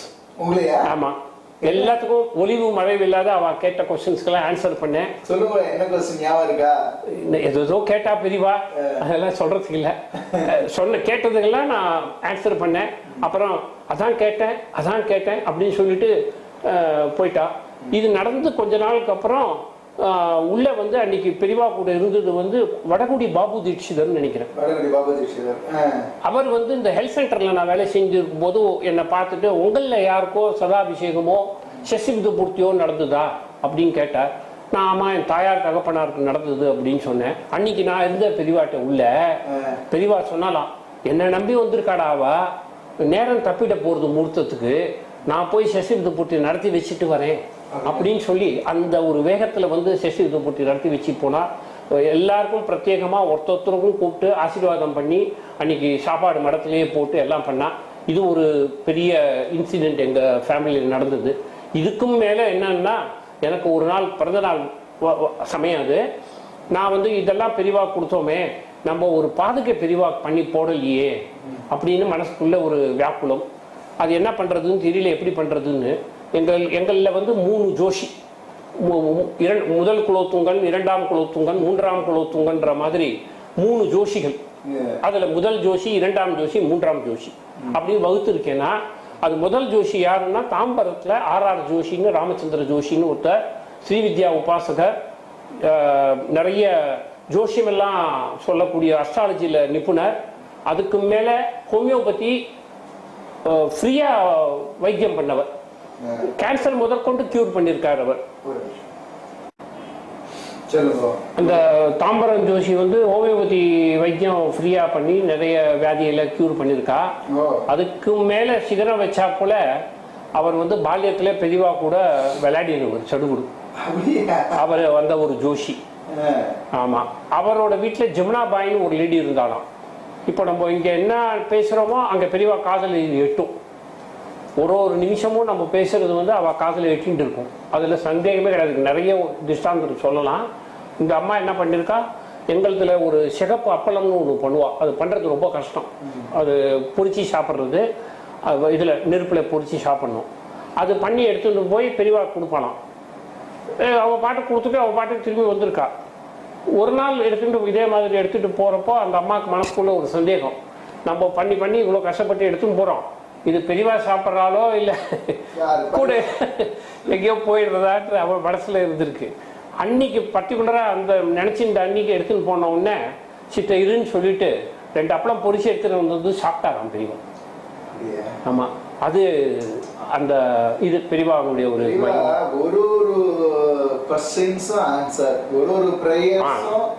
இது சொன்னீங்கல்ல. இதுக்கு ஒன்று சொல்றேன்னா, ஹைதராபாத்ல ஐஜி ஆஃப் போலீஸ் ஸ்ரீனிவாசன் இருந்தார். உத்தர கீதான்ல எழுதியிருக்காரு ஒரு புத்தகம். அவரை வந்து தாத்தாட்ட திலாஜிக்கல் ஸ்கூல்ல படிச்சது. திலாஜிக்கல் ஸ்கூலுங்கிறது ஸ்கூலே கிடையாது, it's a temple of learning. அங்க சரஸ்வதி பிரதிஷ்டை பண்ணிருக்கா பெரியவா. ஆமா, அது நர்த்தனம் ஆடும் அந்த சரஸ்வதி. மின்ஸ்ட்ரீட்ல சவுகாட்பேட்ல போஸ்ட் ஆபீஸ் எதிரில தங்கசாலையில் இருக்கு. அதுல பெரியவாவே வந்திருக்கா, மகாத்மா காந்தி வந்திருக்கா, விவேகானந்தர் வந்திருக்கா அந்த ஸ்கூலுக்கு. அந்த ஸ்கூல்ல பையனா படிச்சு வாத்தியாரா மாறி ஹெட்மாஸ்டராய் கமிட்டி மெம்பரா இருந்து எஜுகேஷனுக்கு 55 இயர்ஸ் அன்இன்டரப்டட் சர்வீஸ் தாத்தா பண்ணிருக்கார் குலபதி பாலகிருஷ்ண ஜோஷி. அந்த ஸ்கூல்ல அந்த சரஸ்வதிய மார்பிள்ஸ்ல பண்ணி ஜெய்ப்பூர்ல இருந்து வரவழைச்சு, இப்ப நாராயண சாஸ்திரின்னு இருக்காரு, அவர் மாமா மேயரா இருந்தப்போ அந்த கார்ல எடுத்துட்டு போயிருக்காங்க. இன்காப்ஸ்ல இருந்தா பெரியவாப்போ கேம்ப் முகாம். அங்க எடுத்துட்டு போன உடனே பெரியவா வந்து காஷ்மீர்ல குங்குமம் பூ இருக்கும் இல்லையா, அதை கொண்டு அந்த பாதத்துல இது பண்ணியிருக்கா. அந்த சரஸ்வதியினுடைய தாயாருடைய பாதத்துல, சந்திரசேகர சரஸ்வதியினுடைய பாதத்துல அந்த குங்குமப்பூ, காஷ்மீர் குங்குமப்பூ. தாத்தா சொல்லுவா, எடுத்துட்டு போறப்போ 2 பேர் எடுத்துட்டு போனோம், திரும்பி வரும்போது 4 பேர் லிஃப்ட் பண்ண வேண்டியதா போயிடுச்சு. அந்த சரஸ்வதி இன்னைக்கும் அந்த ஸ்கூல்ல நர்த்தனம் ஆடிட்டு இருக்கா. சரஸ்வதி நமஸ்துபியம் திலாஜிக்கல் ஸ்கூல்ல. அந்த ஸ்கூல்ல ஒரு நாள் ஒரு சர்க்குலர் ஒன்று அனுப்பிச்சார் தாத்தா. இது நடுவில் சொல்றேன்னா, எல்லாருமா வந்து ராத்திரி பெரியவாவுடைய ஒரு ரிக்வெஸ்ட் பாருங்க, என்ன எளிமையா இருக்கு பாருங்க. பிடி அரிசி திட்டம், பசுவுக்கு இது பண்ணி விடுறது, அந்த மாதிரிலாம் பெரியவா சொல்லும் போது இன்னொன்னு சொல்லியிருக்கா. எல்லாரும் வந்து ராத்திரி படுக்கிறச்ச 12 தரம் ஸ்ரீராமஜெயம் சொல்லணும் அப்படின்னு சொல்லி. எனக்கு வாத்தியாராக இருந்த கேவி ராவ்னு ஒருத்தர், அவர் வந்து எங்கள்கிட்ட ப்ராமிஸ் மாதிரி ஒன்று வாங்கியிருந்தார், நீங்கள் எல்லாம் சொல்லுவீங்களா அப்படின்னு. 1968 இன்னைக்கு பரியந்தம் ராத்திரி படுக்க போகிறச்ச 12 தரம் பெரியவாவே நினச்சிட்டு ஸ்ரீராம ஜெயத்தையும் சொல்லிட்டு படுக்கிறதுன்றது ஒரு பழக்கமாக வச்சுட்டு இருக்கேன். இதுக்கு மேலே பெரியவா அம்மாவை ஒரு தரம் ஸ்ரீராம ஜெயத்தினுடைய மகிமை, இப்போ ராமநவமி வர்றதால அது சொல்ல வேண்டியிருக்கு. ஸ்ரீராம ஜெயத்தினுடைய ஒரு அம்மா வந்து இது பண்ணும்போது, நீ கோலம் போடுற இல்லையா சுவாமிக்கு, அப்போது ஹிந்தியில் ஸ்ரீராம ஜெயம்னு எழுதிடு, எழுதுறவனுக்கும் நல்லது, வந்து பார்க்க சேவிக்கிறவாளுக்கும் நல்லதாகும் அப்படின்னு சொல்லி அம்மா தினமும் வந்து ஸ்ரீராம ஜெயத்தை அந்த சாமி முன்னாடி எழுதிடுவான் அந்த இது வாசகத்தை. இப்படி அந்த ஜோஷி அந்த வீட்டில் அன்னைக்கு அந்த 2 அப்பளத்தை பிடிச்சி சாப்பிட்ருக்கா. இப்போ 2வது ஜோஷின்னு வந்தால் குலபதி பாலகிருஷ்ண ஜோஷி தான். அவருக்கு வம்சத்தில் பொண்ணுகள் ஒரே ஒரு பையன், பேரன் கிடையாது. அவருக்கு பையனுக்கு எல்லாமே பொண்ணாக பிறந்துட்டு இருந்தது. அப்பா அம்மா என்ன பண்ணா, அவள் மாதம் ஆயிருக்கப்போ கிளீன் ஒரு இடம் மகாராஷ்டிரா சைடில் எங்கேயோ அங்கே கூட்டிகிட்டு போயிருக்கா. அப்போ இந்த 3வது ஜோஷியும் ரகுவும் கூட பெரியவா கூட இருந்தவங்க எல்லாரும் இருந்திருக்காங்க. எல்லாருமா சேர்ந்து நமஸ்காரம் பண்ணி ஒரு பாலகிருஷ்ண ஜோஷிக்கு வம்சத்துக்கு ஒரு பேரம் வேணும் அப்படின்னு கேட்டிருக்கா. பெரியவா அனுகிரகம் பண்ணிட்டா, பையனும் பிறந்துட்டான். இதை வந்து மகாகானில் பெரியவா அந்த குழந்தை பிறந்ததுக்கு அப்பா அம்மா மறுபடியும் கூட்டிகிட்டு போகிறப்போ, பெரியவா அனுகிரகத்தில் பிறந்த குழந்தை அப்படின்னு சொன்னோன்னே பீங்க்லி அப்படிங்கிறா பெரியவா. அந்த ஊரில் ஆசீர்வாதம் பண்ணி அந்த ஞாபக சக்தி இருக்கு பாருங்க, அபாரம். அது வந்து ஞான கடல். அது என்ன எப்படி வர்ணிக்க, நம்மள உனக்கு என்ன அருகதை இருக்குன்னு கேட்கலாம் பெரியவா பற்றி பேசுறதுக்கு. பெரியவா வந்து யாருக்கும் கிடைக்கக்கூடிய துர்லபம், எல்லாருக்கும் கிடைக்காதுங்கிற ஒரு இது கிடையாது. காட்சிக்கு எளியன் கடுஞ்சொல்ல நல்லன்னு எந்த ஒரு நல்ல வாக்கியத்தை எடுத்தாலும் அதில் பெரியவா வந்துடுவா. அது மாதிரி எல்லாருக்கும் ஒரு என்ன சொல்றது மித்திரமா பழகுவா பெரியவா. அதனால நான் வந்து வேலைக்கிழமை ஒத்த காலில் நின்றுட்டு, அப்போ ஸ்லோகம்லாம் ஒன்றுமே தெரியாது, அலங்காரம் பண்ணி பெரியவாக்கு பூஜை பண்ணுவேன். குரு பிரம்மா, குரு விஷ்ணு, குரு தேவோ மகேஸ்வரான்னு சொல்லிட்டு 108 தரம் அந்த பூவை போட்டு சாய்பாபா கோயிலில் பண்ணுற அந்த மந்திர புஷ்பம் எல்லாம் சொல்லி அந்த பூஜை பண்ணியிருக்கேன் பெரியவாக்கு. இதுக்கு மேலே தாத்தா மேலே பெரியவா வந்து அந்த 26 நாள் ஏகாம்பரி சரகாரத்தில் தாத்தா பண்ண பணி விடைக்கு பெரியவா ரொம்ப சந்தோஷப்பட்டிருக்கா. இதெல்லாம் தான் நமக்கு யார் வேணாலும் பெரியவா தரிசனம் பண்ணலாம், யார் வேணாலும் பெரியவாவை பற்றி பேசலாம். அந்த இவன் தான் பண்ணணும் அவன் தான் பண்ணணுன்றது கிடையாது. யாருக்கும் அவர் கிடைக்கக்கூடிய ஒரு எளிதான பொருள், சிம்பிள் லிவிங் ஹை திங்கிங்னு சொல்லுவா. இந்த ஹியூமிலிட்டி. டாலர் வந்து பெரியவா டாலர் மாதிரி இருக்கு. இது வந்து பெரியவா டாலரே தான். பெரியவா தான் எங்க வீட்டுல மூச்சே பெரியவா தான். எல்லா படமும் பெரியவா பார்த்து கொடுத்த படம். அதுல இந்த டாலர் வந்து இளையாத்தாங்குடின்ற ஊர்ல அப்பா 10 ரூபாய்க்கு வாங்கியிருக்காரு. இது எனாமல் டாலர். இது ஒரு அபூர்வமான ஒரு ஃபோர்ஸ் பெரியவா. அது அவர் எல்லாமே சகஸ்ரசி ஷா புருஷான்னு இந்த ஃபோர்ஸ்ல இருக்கிற மாதிரி இன்னொரு போட்டோல பெரியவா இருக்க மாட்டா.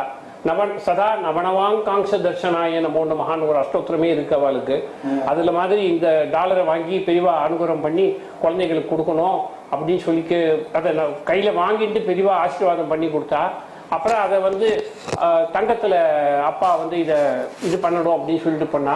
இது ஆச்சாரி தொட்டுட்டான்னு சொல்லிட்டு மறுபடியும் எடுத்து போய் பெரியவாட்ட கொடுத்து இது மறுபடியும் பெரியவா தொட்டு கொடுத்த டாலர். இது எங்க வீட்டுல நல்ல காரியம் எது நடந்தாலும் இதை நான் கழுத்துல போட்டுக்குவேன். இது ஒரு அலங்கார பொருள் இல்லை, இது ஒரு பூஷணம், பெரியவா கொடுத்த பூஷணம். இது 1964 தாத்தாவுக்கு நேஷனல் அவார்டு வந்தது. இது 2வது ஜோஷி குலபதி பாலகிருஷ்ண ஜோஷி. அந்த திலாஜி ஸ்கூல்ல இருக்கும்போது கொஞ்சம் மனசு வியாக்குலமா இருந்தது. தெனாலிங்கிற ஊர்ல பெரியவா முகாமிட்டு இருந்தா போல இருக்கப்போ தாத்தா போய் இந்த மாதிரி இந்த ஸ்கூல் எனக்கு வந்து நான் விட்டுறேன் அப்படின்னு சொன்ன உடனே இந்த காவிக்குள்ள போய் கந்தக இருளில் சந்தன மில்லல்னு சொல்லுவார் ஒரு இவர் கவிஞர். அந்த மாதிரி அந்த காவிக்குள்ள போய் ஸ்கேன் பண்ணி பார்த்துருக்கா. பண்ணிட்டு அப்படி காவியை தூக்கிட்டு நீவேம் தப்பு செய்யல, இது பாக சேவை செய் அப்படின்னா வந்துட்டா பெரியவா வாக்கு வேத வாக்கு. உடனே மறுபடியும் ஸ்கூலில் கண்டினியூ பண்ணா. 64 national award for teachers Radhakrishnan கையால் வாங்கினா. அந்த அவார்டு வரத்துக்கு காலையில 10 மணிக்குள்ள டெல்லியில டெலிகிராம் குலபத்தின்னு பெரியவா டைட்டில் கொடுத்தா. குலபத்தின்னு பெரியவா கொடுத்த டைட்டில். தெய்வத்தின் குரல்லே குலபத்தின்னு ஒரு பக்கமே எழுதியிருக்கா. அண்ணா ராகணபதி எழுதியிருக்கா. ஒரு பக்கமே இருக்கு குலபத்தின்னு பெரியவாவே சொல்லி எழுதியிருக்கா. இந்த 1000 மாணாக்கர்களை உருவாக்கினா குலபத்தின்னு டைட்டில் கொடுப்பான்னு சம்ஸ்கிருதம் படித்தவா சொல்லுவா. எனக்கு சம்ஸ்கிருதம் தெரியாது, அதனால் அதை பற்றி நான் போகல. அவர் வந்து அந்த பாலகிருஷ்ண ஜோஷியை பற்றி சொல்லிட்டு இருக்கும்போது அவருக்கு ஹார்ட் அட்டாக் வந்தது ஒரு தரம். HM ஹாஸ்பிட்டலில் அட்மிட் பண்ணியிருந்தாங்க. டாக்டர் பாலசுப்ரமணியம்னு ஒரு கார்டியாலஜிஸ்ட் பார்த்துட்டு இருந்தார். நான் எதாச்சும் அன்னைக்கு தாத்தாவை பார்க்க போகிறப்போ உங்கள் சொந்தக்காரெல்லாம் சொல்லி அனுப்பிச்சிடு, டெல்லியில் யாரும் இருக்காங்க எல்லாரையும் கூப்பிட்டுடு அப்படின்னு சொன்னார். நான் சிரித்தேன். அந்த இதை காமிச்சார், அந்த மானிட்டர் ஏதோ ஒன்று ECG போகிறது, அது காமிச்சு 5 வால்வு ஏதோ காமிச்சு அவர் மெடிக்கல் டேர்மில் ஏதோ சொன்னார். நான் சொன்னேன், நீங்கள் ட்ரீட்மெண்ட் பண்ணுங்க, பெரியவா பார்த்துக்குவான்னு. என்ன தைரியம்னாக்கா அன்னைக்கு மாங்குடி வைத்தா சார்கிட்ட கொடுத்து பிரசாதம் HM ஹாஸ்பிட்டல் வந்துடுது. இப்போ யார் என்ன பண்ண முடியும்? வேத்யோ வைத்திய சதா யோகி இல்லையா? 4 இன்ச்சையும் வினைதான் இன்ச்சையும் என்னை நாடி வந்த கோலை ஒன்றும் பண்ண முடியாது. பெரியவா அந்த இது கொடுத்தா. பண்ட்ராப்பூரில் பெரியவா இருந்தப்போ நான் தரிசனம் பண்ணி தாத்தா ஹார்ட் அட்டாக் வந்திருக்கு அப்படின்னு சொன்னால் 2 கையை காமிச்சா, ஹார்ட்டில் ஒன்றும் இல்லைன்ட்டா, கையை பார்க்க சொல்லு அப்படின்ட்டா. 2 3 லீஸ் தாத்தா கொடுத்து காப்பாற்றி கொண்டு வந்து கொடுத்தா பெரியவா. அப்படி அந்த பெரியவா. 3வது வந்து இந்த மடத்து ஜோஷின்னு பேர். 3வது குலோத்துங்கன்னு சொன்னேன், ஜோஷி மடத்து ஜோஷி. அவர் கைங்கரிய சிரோன்மணி. அவர் பெரியவாகிட்ட கூடவே இருப்பார். அவர் உங்களுக்கு என்ன உறவு? அவருடைய பாட்டியும் என் பாட்டியும் சிஸ்டர்ஸ். ஓஹோ. அக்கா தங்கச்சிங்க அவங்க. ஓகே. அவர் வந்து நிறைய அவங்க வீட்டில், அவர் வீட்டில் நிறைய பெரியவா பண்ணியிருக்கா. அவ இருக்கிறது மூச்சே பெரியவாதான்றது அவளுடைய. ஆமா, பஞ்சவர்ண கிளி எல்லாம் பண்ணி கொடுத்தா காமாட்சி அம்மன் கோயில் மேல.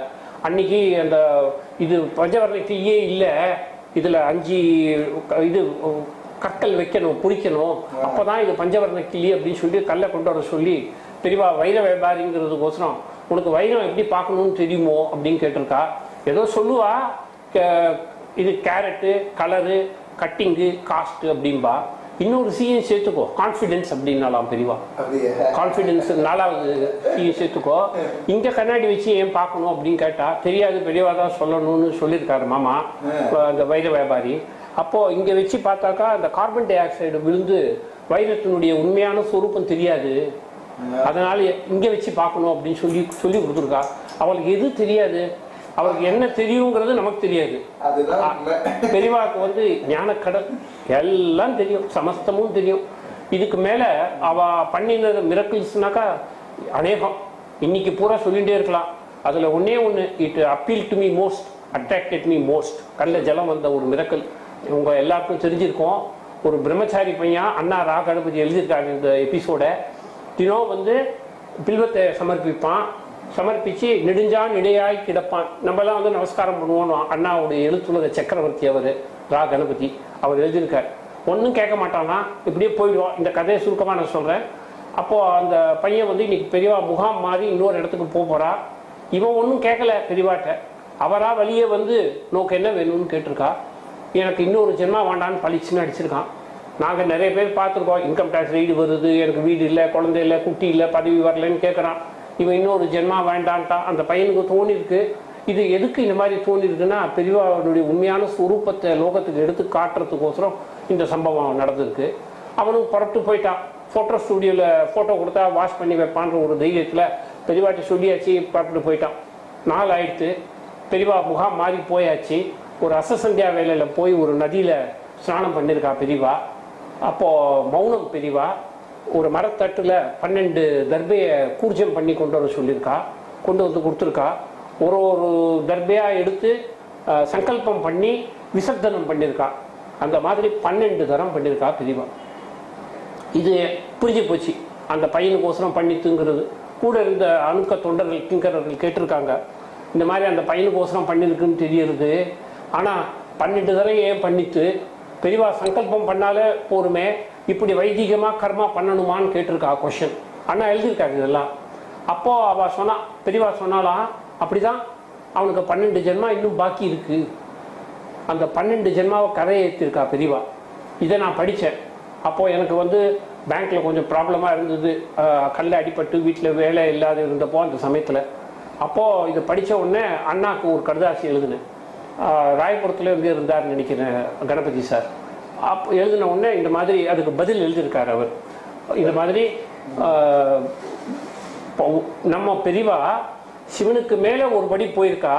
எப்படின்னா திரிதலம் திரிகுணாகாரம் திரிநேத்திரம் ச திரியாயுதம் திரிஜன்ம பாப சம்ஹாரம் ஏக பில்வம் சிவார்ப்பணம் தான் பில்வாஷ்டகம் கோஷமிடுறது. ஆனால் ஒரு கால் டஜன் ஜென்மாக்களை கரையேற்றுவேன்னு பில்வாஷ்டகம் சொல்றது.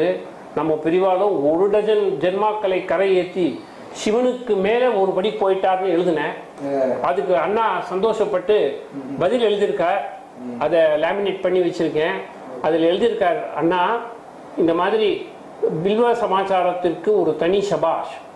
அண்ணாவிற்கு தோன்றாதது தம்பிக்கு தோன்றியதில் பெருமையே பொறாமை இல்லை அப்படின்னு எழுதியிருக்கார். அவர் தேர்ந்து ஒரு சர்டிபிகேட் வாங்கினது பெரிவா அனுகிரகம் தான்.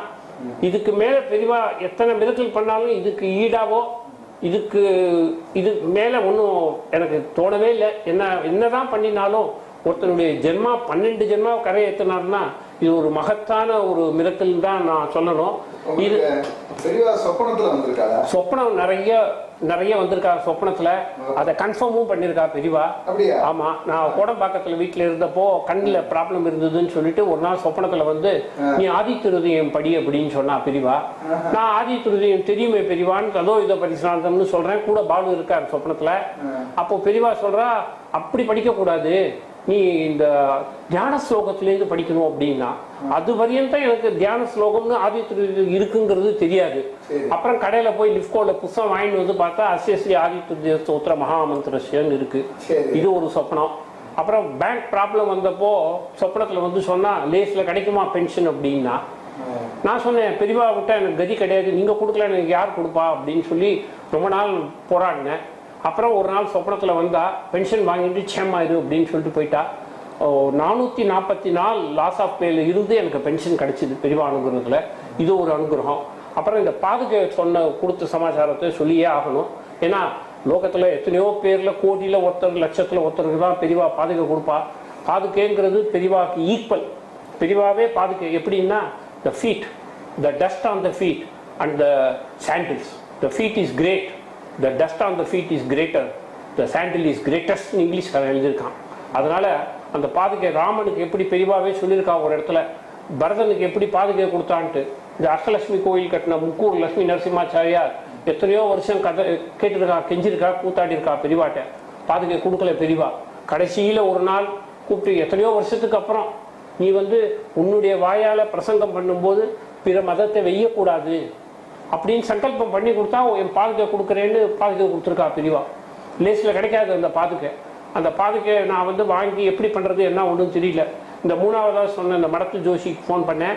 காமாட்சி டிம்பர்னு வடபள்ளியில் இருக்குது, அவன் ரெண்டப்போ பண்ணி கொடுப்பான் அப்படின்னார். சரின்ட்டு நேராக அவன் ரெண்டு போனால் அங்கே ராமமூர்த்தின்னு ஒரு பையன் இருந்தான், அந்த கடை முதலாளியோட பையன்.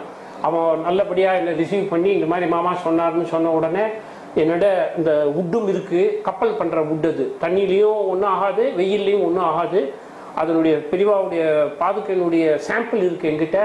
அப்புறம் பண்ணக்கூடிய தச்சனும் வந்து உட்காந்துருக்கான், நான் பண்ணி கொடுக்குறேன் அப்படின்ட்டார். இதுக்கு மேலே என்ன வேண்டியிருக்கு, காசு பண்ண வேண்டான்ட்டார். பாதுகை பண்ணி கொடுத்தா அப்படியே வாங்கி வச்சுருந்தேன். இப்போ நான் ஏதாவது யாருக்காவது கொடுக்குறோன்னு வச்சுங்க, அது வந்து வேண்டான்னுட்டானா என்ன பண்ணுறது, ஒரு திரும்பி எடுத்துன்னு வந்துடலாம். பெரியவாட்டை கொடுக்கும்போது வேண்டான்னுட்டா மனசு எப்படி சங்கடப்படும் இல்லையா. அதனால் அப்படியே சிந்தையா அது ஒரு பையில போட்டு துணியில பையில போட்டு உட்காந்து வீட்டிலே வச்சிருந்தேன். சொப்பனத்துல வந்தா பெரியவா, நாளைக்கு கொண்டு வா அப்படின்னா. மறுநாள் காலையில பார்த்தா எனக்கு பிறந்த நாள் அன்னைக்கு. நான் இந்த மாதிரி பெரியவா சொப்பனத்துல வந்திருக்கா, நான் பாதுகை எடுத்து போய் கொடுத்துட்டு வந்துடுறேன் அப்படின்னு சொன்னேன். எங்க அம்மா அப்பா வந்து எங்க போறோமோ போலியோ பெரியவாட்ட போகணும்னா என்ன கஷ்டம் இருந்தாலும் வண்டி இருக்கோ இல்லையோ புறப்பட்டு வந்துடுவா. கூடவே நாங்களும் வரோம் அப்படின்ட்டா. சரின்னு பாதுகையே எல்லாத்தையும் எடுத்துட்டு போனோம். பெரியவா இன்னைக்கு ஓர் இருக்கையில முகாம், ஒரு முத்தம். அந்த முத்தத்துல பூஜை நடந்துட்டு இருக்கு. பால பெரியவா பூஜை பண்ணிட்டு இருக்கா. பெரியவா உட்காந்துருந்தா. ஒரு தட்டில் பாதுகையை வச்சு அப்படி கொடுத்தேன். என்னை பார்த்து சொன்னா, பெரியவா இங்க வேண்டாம், அம்பாள் இருக்கா, உள்ள போய் போட்டுக்கிறேன் அப்படின்னு சொன்னா பெரியவா. அப்புறம் நான் எனக்கு குறியெல்லாம் அந்த பாதுகை மேலேயே இருந்தது. அந்த பாதுகை பெரியவா உள்ள போயிட்டா, பின்னாடியே அந்த பாதுகை போயிடுது. அதுக்குள்ள கூட்டம் ஜனம் நிறைய வந்துடுது. பெரியவா உள்ள போய் அந்த சவுத்துல அப்படி சாஞ்சிண்டு அந்த 2 பாதுகையை எடுத்து தன் கால் சிறுசு இதுல பாதத்துல தரிச்சுண்டா. நான் பார்த்தேன், ஆனா கிட்ட போக முடியல, என்னை தேடி நான் பெரியவா. அப்புறம் கொஞ்ச நேரத்துல சிட்டிக்கு அடிச்சு ராஜாஜியை கூப்பிடு அப்படின்னா நான் போனேன். நடுவில் ஏதோ இருந்து எல்லாரும் எடுத்துட்டு உள்ள வர சொன்னா. கிட்ட ரொம்ப சமீபத்தில் வர சொன்னா கல்லெல்லாம் என்னால் தாங்கவே முடியல. உள்ளே போகும்போது ஒரே ஒரு நிமிஷம் நினச்சேன், பெரியவா இதை ஒரு தரம் போட்டுண்டா சந்தோஷம், போட்டுண்டு அதை திருப்பி கொடுத்தா இனிமேல் வாழ்க்கையில் இதுக்கு மேலே நமக்கு ஒன்றும் கிரீடம் டயடம் பேனிஷியா ஒன்றும் கிடையாது அப்படின்னு நினச்சேன். அது உள்ளே எடுத்துன்னு போய் போனோடனே மறுபடியும் இங்கே எதிரில் எடுத்து 2 கால்லையும் எல்கேஜி குழந்தை போடுற மாதிரி போட்டுன்ட்டா. போட்டுண்டு இதை நீனே வச்சுக்கோ அப்படின்ற வார்த்தையை சொன்னா பெரியவா. நான் அதை எனக்கு அப்போது ஒன்றும் விஷயம் தெரியாது. 2 பாதுகையும் கையில் எடுத்தேன். கையெல்லாம் இப்போ சொல்லும்போது கூட நடுங்கிறது. தலைமையில் எடுத்து வச்சுட்டேன். ஒரே ஒரு வார்த்தை பெரியவாட்ட சொன்னேன், நான் பரதன் இல்லை, நீங்கள் ராமர் பெரியவா அப்படின்னு சொன்னேன். கல்ல தாரையாக ஜலம் வந்தது. முதுகு காமிக்காத அப்படியே திருப்பி எடுத்துட்டு வந்தேன். அப்புறம் பின்னாடி படிக்கிறச்ச கம்பராமாயணம்லாம் படிக்கிறச்ச அடித்தளம் 2ஐயும் முடித்தளத்தில் முறையில் சூட்டினான் பரதன் கம்பன் எழுதியிருக்கான். எனக்கு தெரியாதே நான் அன்னைக்கு எடுத்து தலைமையில் வச்சுட்டேன். இன்னைக்கு அந்த பாதுகை எங்கள் வீட்டில் ஒரு பொக்கிஷமாக இருந்துட்டு பெரியவா காப்பாந்துட்டு வரா. ஒரு படம் பெரியவா இப்படி பார்க்குற படம், அது மேபூ நகர்னு நினைக்கிறேன், ஹைதராபாத்தில். அப்பா அம்மா போயின்னு இருந்தப்போ இந்த படத்தை, பெரிய படம் அது, அதை இப்போ நான் உங்களுக்கு காமிக்கிறேன். அந்த படத்தை, அந்த படம் எடுத்துகிட்டு போங்கன்னு, இவ்வளோ பெரிய படம் எப்படி எடுத்துன்னு போகிறதுன்னு சொன்னா. சரின்னு எடுத்துன்னு போயிட்டா. நான் சொன்னால் தட்ட மாட்டா அப்பா, எடுத்துன்னு போயிட்டா. ஒரு குகையில் இருந்தா பெரியவா. பாலு பக்கத்தில் இருந்திருக்கார், ஸ்ரீமடம் பாலு. அப்போது அந்த படத்தை கிட்ட தொடாத அளவு, அவ்வளோதான், அவ்வளோ கிட்ட கூப்பிட்டுருக்கா. கொஞ்சம் இருந்தால் தொட்டுருப்பாரா அப்பா, அது என்னன்னு தெரியல. அந்த அரிக்கன் லேண்டர் ஒன்று எடுத்துன்னு வர சொன்னால், இது 6 அப்படின்னு கேட்டிருக்கா. அப்பா வந்து உடனே பாலு பக்கத்தில் பெரியவா குனிஞ்சி ஃபோர்ஸ் கொடுக்குறா. அப்போது இது காதோ, இது மூக்கோ, இது மூக்கு பெருசோ அப்படிலாம் கேட்டிருக்கா. அப்புறம் அந்த மேலே நான் வந்து அந்த பண்டராப்பூர்லேருந்து விபூதி இட்டிருப்பேன். கீழே வந்து குருவாயூர் சந்தனம் இட்டு காமாட்சி அம்மன் குங்குமம் அதில் நெத்தியில் இட்டிருப்பேன். அதை பார்த்துட்டு பெரியவா கேட்டிருக்கா, இது வந்து முன்னாடியே இருந்துதா, இவன் இட்டிருக்கானா. அந்த படம் ஹாலில் இருக்கு. அப்போ அம்மாவை கேட்டாராம், இவ்வளோ பெரிய படத்தை வச்சுட்டு அவன் என்ன பண்ண போறான் அப்படின்னு கேட்டாலாம் பெரியவா. அம்மா சொன்னாலாம், எது பண்ணாலும் பெரியவா பார்க்குற பாவனையில் இருக்கணுன்றதுக்கோசரம் அதை கொடுத்து அனுப்பிச்சிருக்கான்னு சொன்னோடனே 8 நிமிஷம் அந்த படத்தை பார்த்தா. வந்த உடனே அப்பா அம்மா சொன்னா, இந்த படத்தால் அவ்வளோ தர்சன பிராப்தி எங்களுக்கு கிடைச்சிது, அவ்வளோ கிட்ட பெரியவா சமீபத்தில் இருந்து பண்ணோம். இந்த ஸ்ரீமடம் பாலுன்னு சொன்ன உடனே இந்த சொப்பனம் சமாச்சாரத்தில் பெரியவா சமாதி ஆன கொஞ்ச நாள்லயே சொப்பனத்தில் வந்து பாலு சன்னியாசி ஆயிடுவான் அப்படின்னு என்கிட்ட சொன்னார். ஆமா, ஆயிடுவான் ஆயிடு சொன்னோம், ஏதோ அந்த மாதிரி ஒரு வார்த்தை சொன்னான். நான் சரின்னு சொல்லிட்டு பேசாம இருந்தேன். ஒரு வாரம் கழிச்சோ 10 நாள் கழிச்சு மயிலாப்பூர் வந்திருந்தப்போ பாலு மாமா ஏதோ பழம் வாங்கிட்டு டேங்க் ஆண்டு நின்றுந்த கிட்ட போய் சொன்னேன், தப்பா எடுத்துக்கூடாது, ஆகும் அது நடக்கும்னார். இன்னைக்கு தகவல் பாலு சார் வந்து 20 வருஷம் கழிச்சு நடந்திருக்கு. நம்ம சன்னியாசம் வாங்கியிருக்காருன்னு இப்போ தகவல் யாரோ போன வாரம். பெரியவா சித்தியா கிட்டத்தட்ட 20 வருஷம் இப்ப பாலு மாமாவுக்கு சன்னியாசி ஆகி இருக்காருன்னு கேள்விப்பட்டேன். இந்திர சரஸ்வதிங்கிற பேர் வச்சுட்டு இருக்கா. ஏன்னா பெரியவாளுடைய குருவார்கள். பாலுவை பத்தி சொல்லணும். இப்போ சுவாமி ஆயிட்டதால பாலு சுவாமி பத்தி சொல்லணும்னா, சென்றால் குடையாம், இருந்தால் சிம்மாசனமாம், நின்றால் மரபடியாம், நீல்கடலுள் என்றும் புனையாம், மணிவிளக்காம், பூம்பட்டாம், புல்கும் அணையாம், திருமார்க்கு அரவு. லக்ஷ்மணன் எப்படி கைங்கிரிய லக்ஷ்மின்னு ரைட்டார்டபுள் சாஸ்திரி டிஸ்கிரைப் பண்ணுவார், அந்த மாதிரி பாலுவும் வேதபுரி இவங்கெல்லாம் வந்து பெரியவா அப்படி எழுந்து நின்னான்னா அடுத்தது என்ன பண்ணணுமோ அந்த மாதிரி திருமாலுக்கு எப்படி லக்ஷ்மணனோ அப்படி கைங்கரியம் பண்ணவா. அவ இன்னைக்கு சன்னியாசி ஆயிருக்கான்னா பெரிய பாக்கியம். இது 20 வருஷம் முன்னாடி சொல்லியிருக்கா. இது சொப்பன தர்சன பக்தேஷ்ட சித்தி தாயே நமோ நமஹா. என்ன அந்த சொப்பனத்துல பாருங்க. இதுக்கும் மேல இப்போ நம்ம இங்கேருந்து நான் வந்து என்ன எடுத்துன்னு வந்து கொடுத்தா அமிச்சா கூட பெரியவா அங்கீகாரம் பண்ணியிருக்கா. அதுக்கு 2 உதாரணம் சொல்றேன், நிறைய இருக்கு, 2 சொல்றேன். தீபாவளி சமயம் அப்பா அம்மாவுக்கு, அப்பா ரிட்டையர் ஆகி பேங்க் ஆஃப் இந்தியாவிலேருந்து இருந்தார். ஒரு தீபாவளி பெரியவா கூட போய் பண்ணுங்களேன் அப்படின்னு சொன்னேன். அப்போ மகாகான்ல முகாம் பெரியவா, அப்பா அம்மா 2 பேரும் போயிருக்கா. அம்மாவை பார்த்துட்டு, நாளைக்கு தீபாவளி, நானும் எண்ணெய் தேய்ச்சி குளிப்பேன், அந்த எண்ணெய் கொடுத்து அனுப்புகிறேன், நீங்கள்லாம் தேய்ச்சிக்கோ, புது வஸ்திரம் கொண்டு வந்திருக்கியா நீ அப்படின்னு, இல்லைன்னா கொடுக்க சொல்கிறேன் மடத்துலேருந்து அப்படின்னா, இல்லை எல்லாம் கொண்டு வந்திருக்கேன் அப்படின்னா, எல்லாம் ஸ்நானம் பண்ணிட்டு பெரியவா தரிசனம் பண்ண போகிறப்போ நான் என்ன பண்ணேன், ஒரு ஊசி பட்டாசு மாத்திரம் வாங்கி கொடுத்து அமிச்சு இது பெரியவா கொடுத்துருங்கோ அப்படின்னு சொன்னேன். எடுத்துன்னு போய் அங்கே வச்சிருக்கா. நிறைய கிரேட்டா பட்டாசுலாம் எல்லாம் யாரோ எடுத்துகிட்டு வந்து வச்சிருக்கா. பால பெரியவா வந்து பெரியவாட்ட வந்து சொன்னாலாம், இன்னைக்கு தீபாவளி, பெரியவா ஏதாவது சுறுசுறுவத்தி ஏதாவது 2 கொளுத்துரும் அப்படின்னு கேட்டிருக்கா போல இருக்கு. உடனே பெரியவா ஊசி பட்டாசு இருக்கும் அப்படின்னு கேட்டிருக்கா. அம்மா என்கிட்ட இருக்கு அப்படின்னு சொல்லி எடுத்து கொடுத்த உடனே ஊசி பட்டாசு கொளுத்தினா பெரியவா. ஆச்சா, எங்க மாமனார் KS Pattan income tax commissioner, அந்த டெப்டி கமிஷனர் கேஎஸ் பட்டன், அவள் இன்கம் டேக்ஸ் பிச்சை பண்ணுறதுக்கு வருஷம் போவா. ஒரு வருஷம் எனக்கு ஃபோன் பண்ணா, நான் டிஏவி ஸ்கூலில் பேங்க்கில் வேலையாக இருந்தேன். இப்போ நாளைக்கு நான் பெரியவா சத்தாராவில் பெரியவா இருக்கா, அங்கே போய் தரிசனம் பண்ண போகிறேன், என்ன எடுத்துன்னு போகிறதுன்னு எனக்கு தெரியல, ஏதாவது சொல்லுங்களேன் அப்படின்னா. நான் கொஞ்சம் கிண்டலாகவே சொன்னேன், ஸ்டார் டாக்கீஸ் எதிரில் யாரோ தூக்கம் ஒரு கடை வச்சுருக்கானா, அங்கே போயிட்டு பாதுகை இருக்கும், அதை வாங்கிட்டு போங்க அப்படின்னு சொன்னேன். இவர் எங்கே போய் வாங்க போகிற, அங்கே அவ்வளோ தூரம் போக மாட்டார்ல, சொல்லி பார்ப்போமேன்னு சொன்னேன். அவர் நிஜமாலுமே அதை பாதுகையை வாங்கியிருக்க, எடுத்துகிட்டு போயிருக்கார்.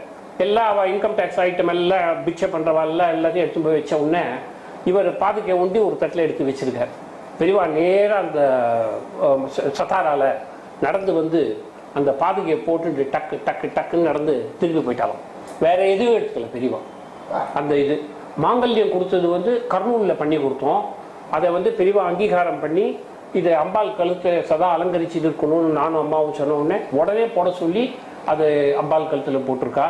அது ஒரு இது நான் கேள்விப்பட்ட, எப்போ நடந்ததுன்னு தெரியாது. சசிபிது பூர்த்தி அப்பாவுக்கு பெரியவா பண்ணி வச்சான்னு சொல்லிட்டேன். அம்மாவுக்கும் 60ஆம் கல்யாணம் ஆச்சு. அது வந்து அதுவும் மடத்தில் தான் நடந்தது. இப்போ அம்மாவுக்கு வந்து 3 மாங்கல்யம், 2 மாங்கல்யம் பெரியவா தொட்டு கொடுத்தது. கல்யாணத்தப்போ இருந்த மாங்கல்யம் பெரியவா தொட்டாரா இல்லையாங்கிறது அம்மாவுக்கு சந்தேகம். இது கஞ்சிவரம் போயிட்டு பெரியவா தரிசனம் பண்ணிட்டு அப்பா அம்மா பஸ்ஸில் வரும்போது இந்த மாதிரி உங்கள் அப்பா நம்ம கல்யாணத்தப்போ மாங்கல்யத்தை பெரியவாட்ட கொடுத்துருப்பாளா, பெரியவா ஆசீர்வாதம் வாங்கியிருப்பாளா கேட்டா. எனக்கு எப்படி தெரியும், எங்கள் அப்பாவும் இல்லையே, நான் யாரை போய் கேட்கறது அப்படின்னு பேசிட்டு வந்துருக்கா பஸ்ஸில். மாங்கல்யம் காணும். அந்த கல்யாணம் போட்ட மாங்கல்யம். அப்ப இவ எந்த மாங்கல்யம் பெரியவா தொடரணும்னு சொன்னாலோ அந்த மாங்கல்யத்தை காணும். அலைஞ்சி வீட்டுக்கு வந்தா நான் மடத்துக்கு ஃபோன் பண்ணா பவர் எடுத்துன்னு வந்து ஒரு மாங்கல்யம் கொடுத்துருக்கான் பெரியவாட்ட. தெலுங்கா சம்பிரதாயம் மாதிரி இருக்கு இது. அவளை வந்து வாங்கிட்டு நாங்கெல்லாம் தெலுங்கு சம்பிரதாயம் தான் பஞ்சாங்கெல்லாம். அவளை வந்து என்னண்ட வந்து வாங்கிட்டு போக சொல்லு அப்படின்னு சொல்லி ஆசீர்வாதம் பண்ணி கொடுக்குறேன்னு சொல்லிட்டா பெரியவா. இப்போ அம்மா நினைச்சது என்ன, இந்த மாங்கல்யம் பெரியவா தொற்றுருக்காளா இல்லையா, அம்மா கழுத்துல இருந்தா பெரியவா தொட முடியாது. அதனால அந்த மாங்கல்ய காணடிச்சு மறுநாள் காலையில போய் அதுல குங்குமம் பிரசாதம் எல்லாம் வச்சு கொடுத்து அம்மாவுக்கு 3 மாங்கல்யம். அது ஒரு மிரக்கல். 3 பெரியவா தொட்டதாச்சு. இந்த நாராயண சாஸ்திரின்னு வித்யார்த்தின்னு ஒருத்தர் மடத்தில் இருப்பார். ஆமா, இப்போ சமீபத்தில் தவறி போயிட்டார் அவரு. அவர் வந்து எங்க ஸ்கூல்ல வாத்தியாரா இருந்தார். அவர் ஐயர், எனக்கு தெரியாது. அவர் நாமம் போட்டிருந்தா ஐயங்கார் தான் நினைச்சு இப்போதான் தெரியும் அவர் ஐயர்னு. பெரியவா தான் கூப்பிட்டு சொன்னாலாம், எதுக்குன்னு கேட்காது, நீ வந்து நாமத்தை போட்டுக்கோ அப்படின்னு. அவர் அப்படிதான் இருந்தார், எனக்கு தெரியாது. அது அந்த சமாச்சாரம் வேண்டாம். அவருடைய பையன் ராஜாராமன் ஒருத்தன் கனரா பேங்க்ல இருந்தான். நாராயண சாஸ்திரியை கூப்பிட்டு ஒரு நாள் பெரியவா, எதுக்குன்னு கேட்காத, உன் பையனை துர்கா கவசம் படிக்க சொல்லு அப்படின்னு சொல்லிட்டான். துர்கா கவசத்துல என்னன்னா முதல்லயே பலஸ்ருதி வந்துடும். ஸ்ரூதேவி பிரவசியாமி கவசம் சர்வசித்திதம்னு வந்துடும். அதை படிக்க சொல்லியே எதுக்குன்னு கேட்க. அந்த பையன் சொல்றான், கொஞ்ச நாள் கழிச்சு அவன் சம்ஸ்கிருதத்தில் நிபுணர்கள் அவங்க படித்தவங்கனால அந்த துர்கா கவசம் பாராயணம் பண்ணிட்டே வந்திருக்கான். ஒரு நாள் வண்டியில் போகும்போது ஆக்சிடென்ட் ஆகிருக்கு. 60 கிலோமீட்டர் இதில் தூக்கி போட்டிருக்கு. இப்படி எடுத்து காமிக்கிறான். லேசாக ஒரு சராச்சல் தான், ஒன்றுமே ஆகலை. அப்பா வந்து மறுபடியும் பெரியவாட்ட சொல்ல, நீ துர்கா கவசம் படிக்க சொல்லணும் இல்லையோ, அது காப்பாத்திடுச்சின்னா. துர்கா கவசமா காப்பாத்திச்சு, அந்த குருனுடைய வாக்கு, தெய்வத்தின் குரல், அதுதான் காப்பாத்திடுச்சு. அந்த மாதிரி இந்த நோட் புக் ஒன்று. இந்த நோட் புக் எப்படின்னா, நான் வந்து டிஏவி ஸ்கூலில் இருக்கிறச்ச மகிழம் பூ நிறைய விளையும். அதெல்லாம் கோத்து எடுத்துகிட்டு போயிருக்கேன் கார்விங்கிற ஊரில். அப்போது ஃப்ரீயாக இருக்கிற டயத்துல எல்லாம் ஸ்ரீராமஜம் எழுதுகிற மாதிரி ஸ்ரீ சந்திரசேகரேந்திர சரஸ்வதி சுவாமி அநேக கோடி சாஷ்டாங்க நமஸ்காரம் அப்படியே எழுதிட்டு. இது 2வது நோட் புக்கு. இதனுடைய முதல் நோட் புக்கை வந்து அன்னைக்கு கார்வின்ற ஊர்ல நாங்கெல்லாம் போறப்போ இதை எடுத்துட்டு போனோம். இந்த நோட் புக்கை எடுத்துட்டு பெரியவா வரி வரியா கண்ணாடி போட்டுட்டு படிச்சு இப்படி பாக்குறது, இதெல்லாம் யார் எழுதுனது அப்படின்னா. நான் அதுல வந்து இங்கிலீஷ்ல என்னுடைய ஸ்பெசிமென் சிக்னேச்சர் ஒன்று, ஹிந்தியில ஒன்று போட்டிருந்தேன். இது என்ன அப்படின்னு கேட்டா பெரியவா. நான் சொன்னேன், இந்த மாதிரி பேங்க்ல வந்து பவர் ஆஃப் அட்டார்னி கொடுத்துருக்கா, அந்த ஹேண்ட் ரைட்டிங் கையெழுத்து வந்து ஸ்டெடியாக வர்றதில்லை, இதில் போட்டு பெரியவா அனுகிரகம் பண்ணா, இல்லைன்னா செக்கெல்லாம் பவுன்ஸ் ஆகிடும் பெரியவா, அதனால போட்டிருக்கேன் அப்படின்னு சொன்னேன். அதை அனுகிரகம் பண்ணி அந்த நோட் புக்கை ஒரு பக்கமாக எடுத்து பார்த்துருக்கா. அது பார்த்த டேட்டும் அந்த நோட் புக்கில் குறித்து வச்சிருக்கேன். அந்த நோட் புக் தான் இது பெரியவா. இதுக்கு மேலே இந்த என் தாத்தா பாலகிருஷ்ண ஜோஷின்னு சொன்னேன் இல்லையா, அவர் ஏகாம்பரேஸ்வரர் கோயிலில் தரிசனம் பண்ண தினமும் போவார். போயிட்டு பண்ணும்போது மின் ஸ்ட்ரீட்டில் எல்லாம் பெரியவாவே தெரிஞ்சிருக்கு, எல்லா சுவாமியும் பெரியவாவே தெரிஞ்சிருக்கா. இதை போய் பெரியவாட்ட சொல்லியிருக்கா.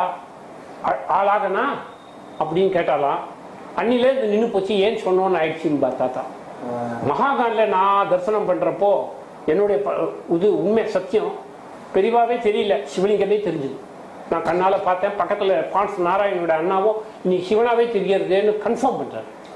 ஆமாம், அங்கே என்ன பண்ணா பெரியவா, இந்த டார் பட்டுன்னு ராமலிங்க பட்டுன்னு கச்சிமுத்தூர் ட்ரஸ்ட், அவரும் நாங்கள்லாம் ஒன்றா தான் போயிருந்தோம். அவரோட பையனும் நானும் புறட்டு போகிறதா இருந்தது. அப்போது பெரியவா கேட்டால் யாரெல்லாம் திரும்பி போகிறான்னா, இது மாதிரி ராஜாஜியும் இந்த கச்சிமுத்தூர் ட்ரஸ்ட் டார் பட்டும் ராமலிங்க பட்டோட பையனும் போகிறான்னு இப்படி விளக்க காமிச்சு இப்படி நான் பெரியவா. அவன் பேர் பிரகாஷ். அங்கே ஒரு லேடி வந்து நின்றுந்தா. எல்லாருக்கும் தரிசனம் ஆயிடுச்சா அப்படின்னு கேட்டா. எல்லாருக்கும் ஆயிடுச்சுன்னா அந்த அம்மா ஓரமாக நின்றுந்தா. நார்த் இந்தியன் பொண்ணு, யூபிலேருந்து வந்திருக்கா. அப்படி பெரியவா அப்படி காமிச்சு இப்படின்னா. அவள் பேர் மாலதி. அந்த பொண்ணுக்கு கஞ்சிபுரத்தில் ஒரு நாள் இப்படி காமிச்சா. அந்த ஆள் பேர், அந்த ஆள் ஊர் என்னன்னு கேட்கறதுக்கு வெண்கரை. பேசியை காமிச்சு கரையை காமிச்சா. இப்படி மௌனத்திலே பேசுவா பெரியவா. அவ பண்ணாத இதுவே கிடையாது. தந்தை தாயாவானும் சார்கதி இங்காவானும் அந்தமிலா இன்பம் நமக்காவானும் எந்தருயிர் தானாகுவானும் அருட்கோணாகுவானும் சரணாகுவானும் குரு. என்ன கொடுத்த பாதுகையா இதுதான் அந்த ஓரிக்கையில பெரியவா 2 தரம் போட்டு கொடுத்த பாதுகை. அப்படியே அப்படியே ரொம்ப சந்தோஷம்.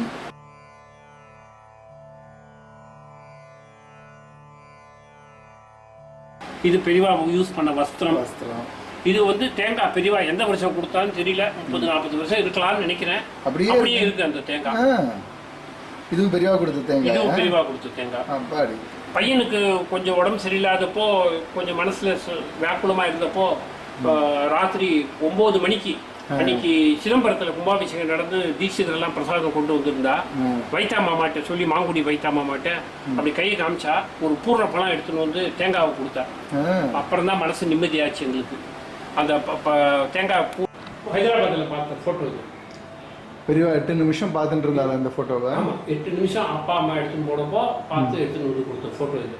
பேசும் தெய்வம்.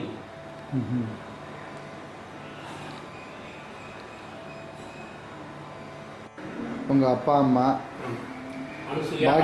பாக்கியசாலிகள். பெரியவா தொட்டு கொடுத்த 3 திருமாங்கல்யத்தை வச்சுட்டு இருக்கிறவா.